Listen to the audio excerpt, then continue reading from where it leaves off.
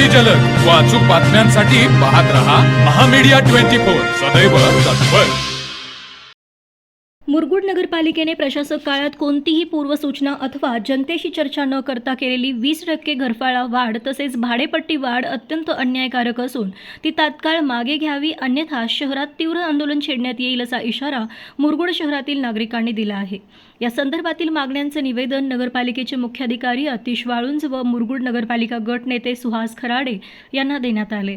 निवेदनात नमूद करण्यात आले आहे की प्रशासक काळात नागरिकांना अजिबात विश्वासात न घेता ही घरफाळा व भाडेपट्टी वाढ करण्यात आली, ज्याची माहिती सर्वसाधारण सभेनंतर जनतेसमोर आली। त्यातच यंदा पुन्हा 5% घरफाळा वाढीचा नवा प्रस्ताव दिल्यामुळे नागरिकांमध्ये तीव्र संताप व्यक्त होत आहे।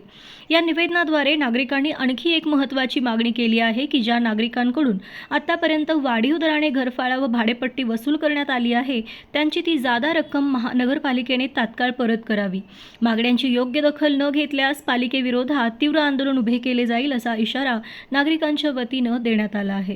सदर निवेदन मुख्याधिकारी अतिश वाळुंज यांनी स्वीकारले। यावेळी माजी उपनगराध्यक्ष जयसिंग भोसले, बाळोसो सूर्यवंशी, राजेंद्र चव्हाण, सर्जेराव भाट, ओमकार पोद्दार, अँथोनी बारदेसकर, सुशांत मांगोरे, संदीप उर्फ गब्बर भारमल, विठ्ठल भुते, गोविंद पाटील, सुरेश शिंदे, निवास कुंभार, अमर इंदलकर, उदय लोकरे आदीसह परिसरातील नागरिक मोठ्या संख्येने उपस्थित होते।